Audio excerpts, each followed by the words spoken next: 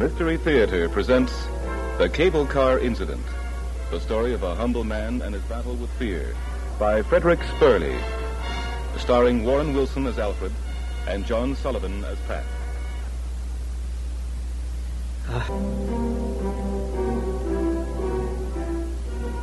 Mystery Theater presents The Cable Car Incident, the story of a humble man and his battle with fear, by Frederick Spurley, starring Warren Wilson as Alfred and John Sullivan as Pat. I'm a meek man. I'm a humble man, and I admit a coward. That actually, being a coward, I mean, is a point in my favor. And tomorrow I guess I'd better make sense. You see, when it became clear yesterday that I hadn't much of a chance in court, a profound feeling of fearlessness came over me. Oh, don't misunderstand. My fearlessness was not roaring like a bloodthirsty lion. By all means, no. Rather, my fear had wept itself to sleep. So I went to the gentleman who was in charge of this radio studio I'm in, and I said, "Sir, my name is Alfred Breen." And the gentleman said to me, "Are you the Alfred Breen?" And by the tone of his voice, I could tell that he, too, was taken in by the nasty stories the newspapers printed about me. So I said, "Sir, I would like to talk to as many people as possible. I'd like to tell the truth about the whole affair, you know, the way it really happened." The gentleman says to me, "Well, you have the trial to do that." I says, "Well, that ain't the same. You see, them lawyers put words in my mouth. But I'd like to tell what really happened." Now the gentleman smiled and he says, "My good man, before we can consider your offer, you have to give us some idea of the subject you're going to broadcast and how you're going to handle it." Well, that makes sense, and I admitted it to him, but I says to him, "But, sir, on the other hand," I says, "why don't you give a guy like me a chance to talk? I mean, I'm not an educated man, but I'm no dirt either," I says. Well, the gentleman said that he could see my point. "Well," he says, "I'll tell you what I'll do. I'll give you a studio and a microphone and hire a couple of actors for you, and you try your best with it." Well, here we are then. And we're going to play act the whole thing out for you so you'll understand my story. Now the tall one here is going to impersonate Pat. His name is John Sullivan. And the old man there owns the cable car station. He's the real one. He had to come down for the trial as a witness. Cyril, he's called. His wife isn't here, though. She had to mind the business back home. So the gentleman hired a Miss Beth Lockerbie. Oh, yes, the police never found the student. So a young kid by the name of, what's your name again? Tony Brown. Yeah, he got the job to act his part.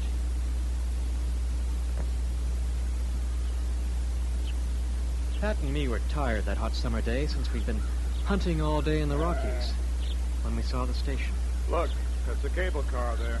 I don't trust those contraptions. I trust anything that'll save us 5 hours walking. Yeah, but that thing looks run down and rotten.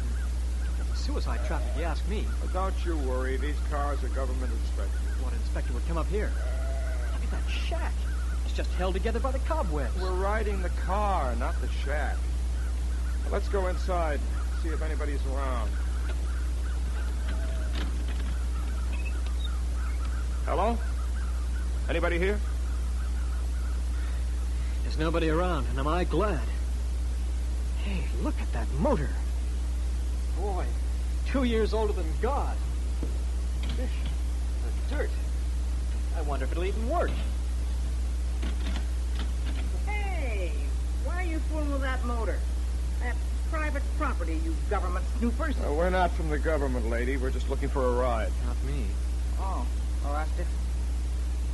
I guess you'll have to wait for a spell till Cyril gets back with the gas for the weekend trade.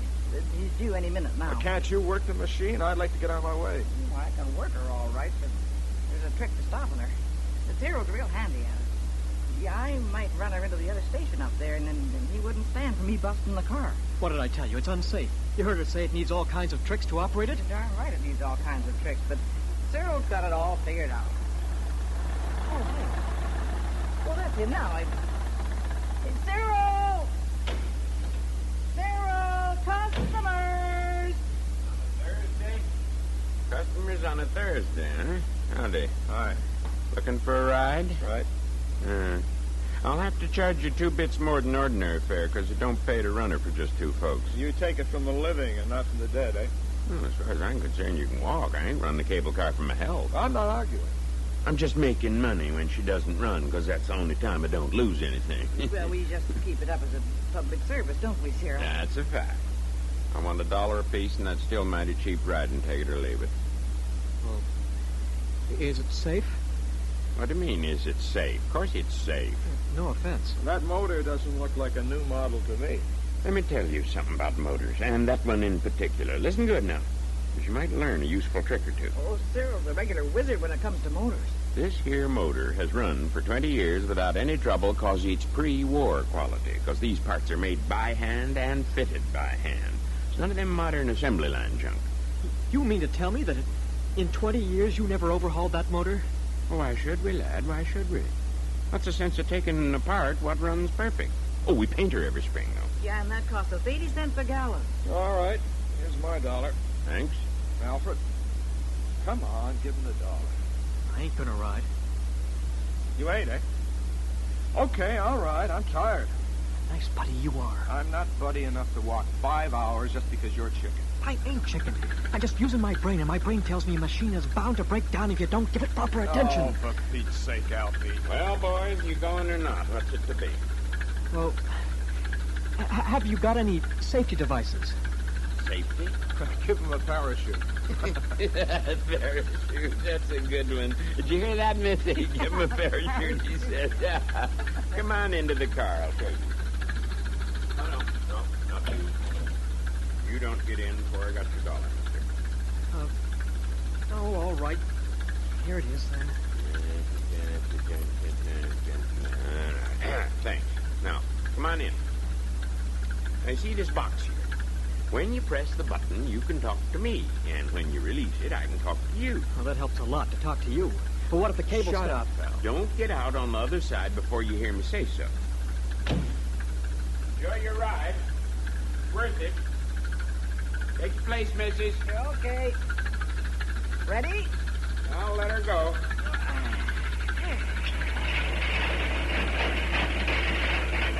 Hey, wait! Wait a minute! Wait for me! Another customer, eh?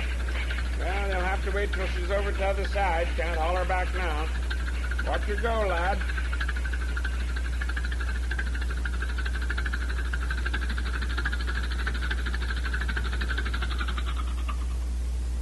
She stopped. She never did that before. You got her in gear, missus? Sure I have. What's the matter, Cyril? What's wrong? I don't know. And to think I wanted to get on. Oh, my guardian angel must have been watching over me. There's nothing wrong with that machine, mister. She's run like a clock for 20 years. Yeah, but right now she's in the middle of a run, stuck 1,000 feet in the air. I don't know why. First time she's done a thing like that to me. Hey, why are we stopping? What's the matter? Come on, old boy, let's get going. Don't you fret. We'll have her running in a jiffy. Who's out there? Oh, a couple of city slickers who bargained the fare down. It's gonna cost you $2, though, since you're alone. Well, don't you think you should get it going first? Yeah, you got something there. Oh, I know what it is. Must be the splint, I'll bet you. I'll just get under the car. Can I help you, Cyril? Time to feed the goats. Go and look after him. Not much you can do here. Oh, all right. Just holler if you need me. What'd I tell you? It's the splint, all right. Do you have another? Now, I'll have to get it from Bill down the valley. I'll have it running in a couple of hours. What's so funny? Well, I was just thinking about those 2 men out there. They'll be kind of seasick bobbing around in the wind. Yeah. Guess they'll want their money back. But no deal. Says on the board, no refunds. Well, I would assume they'd be glad to get out of the car and forget about the money. I don't know. Look, why don't you talk to them out there to calm them down while I'm gone? One was as scared as a rabbit. Just press that button here, see, and then they can hear you. I won't be long. Hello? Hello, you out there. Can you hear me? Yeah. What the hell is going on? Now, you tell the old codger to get going. We can't sit here all day. Are you scared? What is it? Anything the matter with the machine? Listen, I have bad news for you. I hope you can take it. Bad news? What do you mean? God, I told you something was going to happen. Oh, shut up and let me talk to you. What are you talking about? Who are you? Never mind who I am. Listen carefully. The cable can't support the weight. The cable can't support the weight. Now, what are we supposed to do? Are you two friends? Friends? Why? One of you has to make a supreme sacrifice for the other.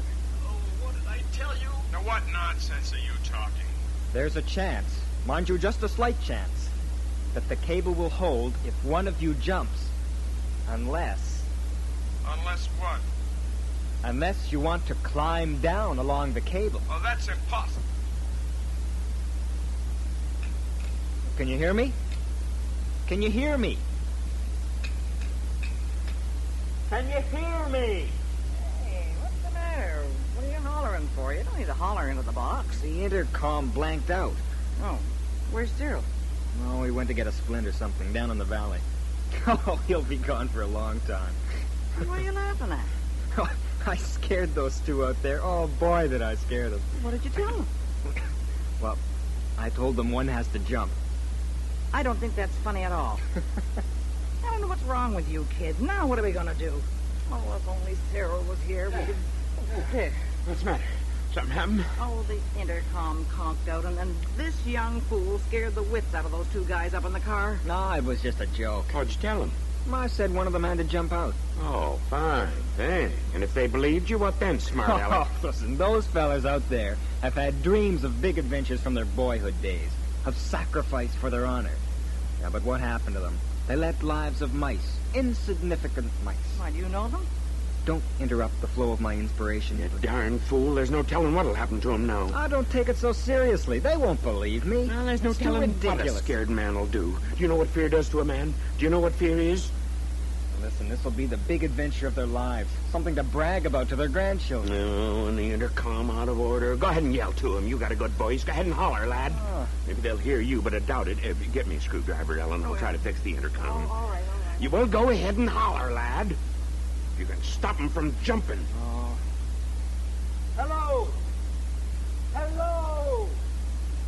Hello! Don't jump! Don't jump! Hello! Do you hear me? Don't jump!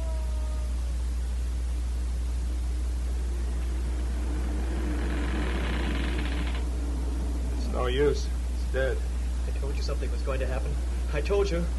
You'll have to jump. Now, keep your shirt on. It's a joke, I'm sure. Why would anyone make a joke like that? It wasn't the old man talking to us. It I was say it's no joke. I say it is. We're still here, aren't we? The cable didn't break, did it? We didn't fall yet. A cable like this doesn't break like a string. It breaks strand by strand. It could take an hour or more. Okay, then. So jump, for God's sake. No. You're jumping. I was the one who didn't want to come, remember? If you just listened to me, we wouldn't be in this fix. Well, now we're both in it, and that's that. Now, let's wait and see. Maybe the car will get going. Hey, feel that? Listen, this car ain't going anywhere but down. So jump! You funny little squirt. What do you mean by ordering me? I'm not ordering. Let's talk it over. Listen, pal. I'm listening. Let's figure out who's going to jump. Okay, toss a coin. Heads or tails? No. It's much too serious a decision to flip for. What then? See who has more right to live. You want to blame me again for being here? No dice, mister. No. We'll do as I said. How can you say who is more valuable, who has more right to live, as you put it?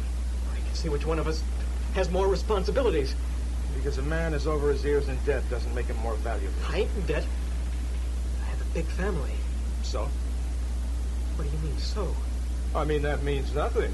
That means everything. If you have 100 kids, that doesn't make you any better than any other man. But the kids need a father. And that makes me important and responsible. And I tell you that the number of kids he has doesn't make a man more valuable. Well, how do you rate a man, then? Well, I'd say how he does in his trade. Every man in a job can be replaced. The craft is just part of it. But I'm working on an invention. What kind of an invention? A new vacuum cleaner that will polish floors, too. It's nothing. It's just a new gadget. It'll make millions. So it'll make millions. It doesn't make you important. Someone else will invent that, but a father can't be replaced. No, you're always harping on your father, Biff. Okay, now, let's see just what kind of a father you are. I work hard. My kids are never hungry. My wife is happy. That's just a lot of talk. Now, listen, let me tell you how a man can be rated. A man is rated by what he means to society and what society means to him. Now, take a man like me, who's going to invent a vacuum cleaner that polishes. Factories are going to be built. People will find work. Taxes are paid, which help the country. That is the real value of a man. No, society begins and ends with a family, I say. How many in your family? 8. Counting my wife and the kids and me. Well, there you are. If you die, there'll be a widow and 6 orphans. The state will take care of them, and 3 years from now, they won't even remember you. Now, look at me. If I keep on living, maybe 500 people or more will find work. People have more money in their pockets. Now, that's the value of a man. Look, if you'd invented some medicine or something like that, let's say something for cancer, then I'd go along with you, but a gadget, no. Alfie, I don't like the way you take our discussion. Nobody's going to jump. We'll be safe and sound, both of us, or we'll both fall. Ha. So you do believe we're in danger? I don't believe that any one of us has to jump. You're just scared of death. I ain't scared of death. Well, maybe not of death, but of dying. If you were such a hero, why don't you jump then? Because I value life. Yours and mine alike. Yours a bit more. Of course. Now listen to me, chicken. The cable car weighs around a ton. Do you think my 240 pounds makes much difference? Or your lousy 150? But we gotta do something. I don't want to die. Well? But you said yourself you believe what the man said. Oh. Well, you can at least listen. Talk, then. Let's do it all over again. I mean, Santa Lucia jump. No, don't interrupt me. We'll wait, but we both will know when the time's come. You've been thinking the time has come ever since the car stopped. No. Let's fix a point on that rock over there. You know, we'll just sit in an exact position and aim the windowsill against that point. And we can tell if the cable slackens or not. The car is swaying. It doesn't matter. It swings regular. No, it don't. It's not. This time we're going to be serious about who jumps. Well, I suppose we'll have to decide again on a standard by which we're going to measure a man's worth, and on that we'd never agree. Oh, yes. I thought of something which should be agreeable to both of us. Yeah? What? What man does the most with his life, considering all the difficulties and handicaps? I don't like it. Why not? Because only good is good. No matter how hard a guy tries, if what he does is not good, it's not good. Maybe, but my idea is a standard, ain't it? I guess so. Hey, I don't think the car is sagging anymore. Looks to me as if they'd gone down a quarter of an inch. I'm not too sure that it really went down. Well, I think so. Maybe you're afraid to lose our contest. Shoot. Make your case. Look, I'm not a roaring success because I'm a meek man. I'm a humble man. I'm not very brave. So it ain't easy for me to live with myself. In the world we live in, the phonies and ruffians seem to get the upper hand. You go on like that and our contest will be won by the one who can find the best excuse for himself. I'm not making excuses. I'm stating facts. Facts I have to live with. But I was condemned to a life of misery.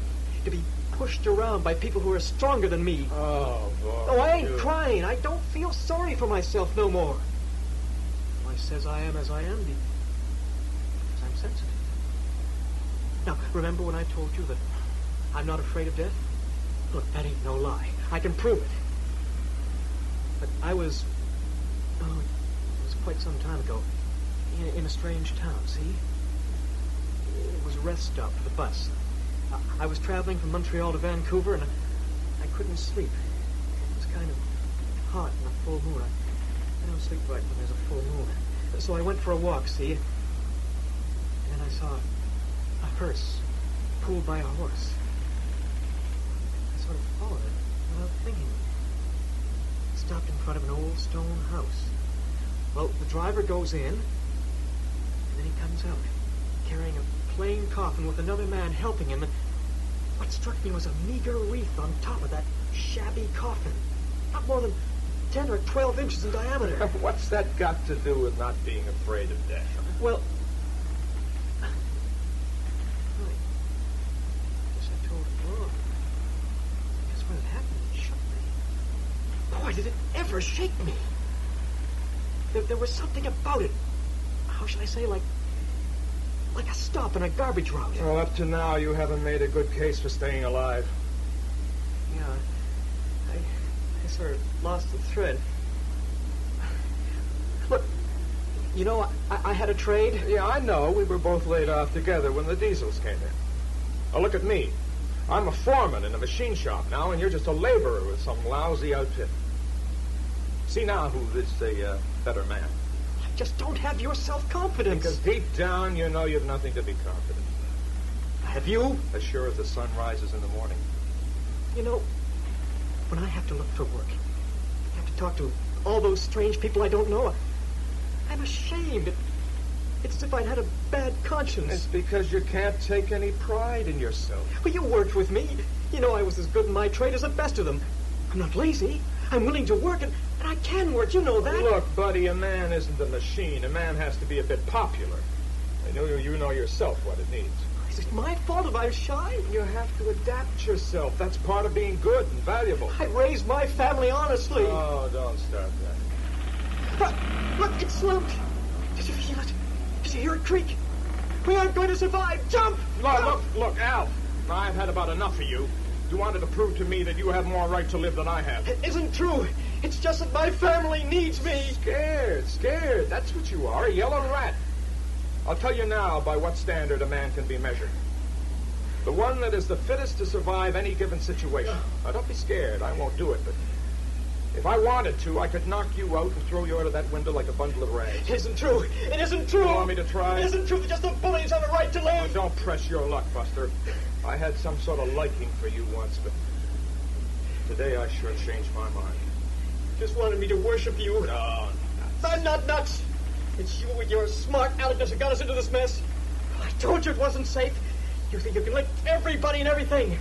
Well, now you just try and lick this one. I didn't drag you aboard. Why did you follow me? As a matter of fact, if you hadn't come, the car wouldn't be overloaded. See? You admit I was right all the time. Oh, nonsense. Oh, you always wanted to be the leader. You were always a big shot. Well, now live up to it and show me, poor coward, how a strong man like you dies bravely, shaming a failure like me. Shut up! You're so scared you're crazy. I don't know why they don't have a back window on these cabs. Front one. Here, let me open it and see if I can look back to the shack.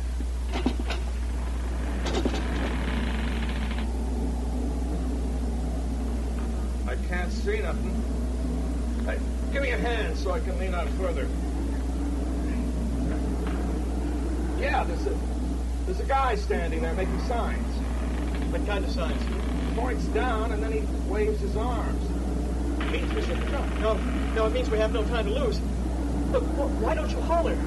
Hello! Hello! Hey! Hey! I just saw Bill's boy coming from the valley. He'll be here at Splint in 5 minutes. Hey, look up there. One of the fellows is crawling out of the car. Well, I hope for your sake he doesn't jump. Yeah. Oh, no. No, look. The other guy just pushed him out. Hey, I'm getting out of here. I swear I didn't push him. I swear. He just slipped. Oh, maybe I was a trifle clumsy trying to help him to see the shack, but well, the car swung like a ship and my foothold wasn't too steady. I couldn't grab him in time. Oh, you were there? Did you see me push him? I didn't see anything Where was your wife? in the shack.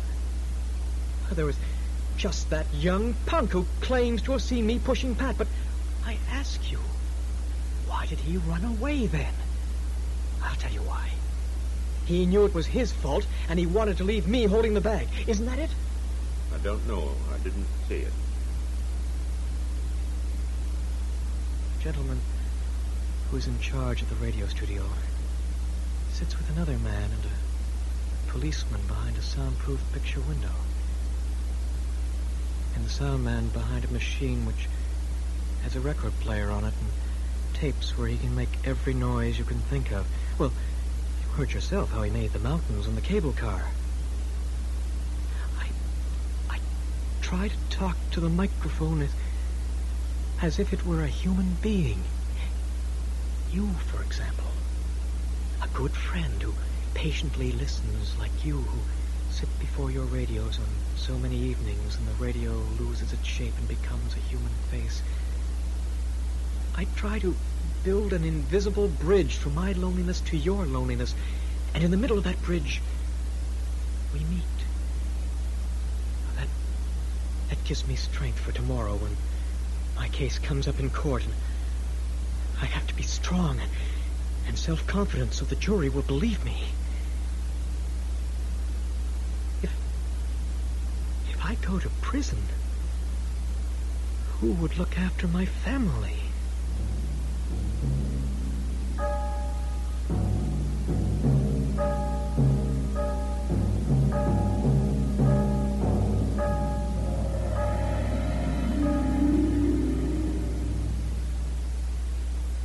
The Cable Car Incident by Frederick Spurley, with Warren Wilson as Alfred, John Sullivan as Pat, and Anthony Brown as the student.